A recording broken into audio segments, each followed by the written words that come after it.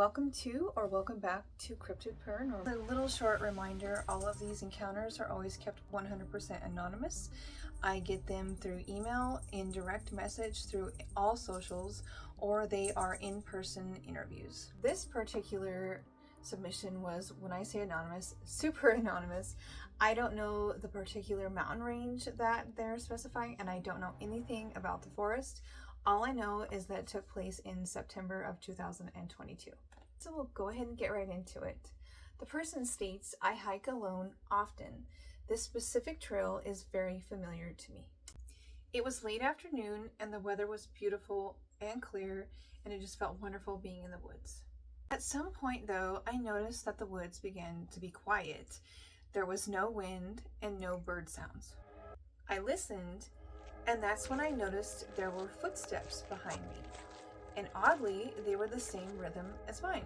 As anyone would, I assumed it was another hiker, so I stopped to let them pass. No one passed me. So I'm thinking, what the hell?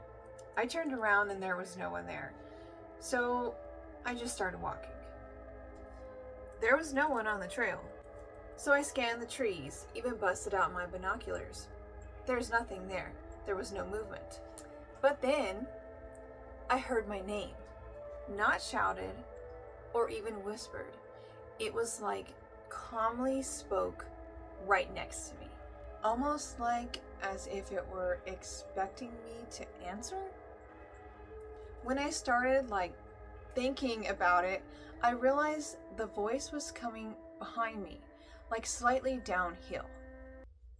So no one would even know my name there.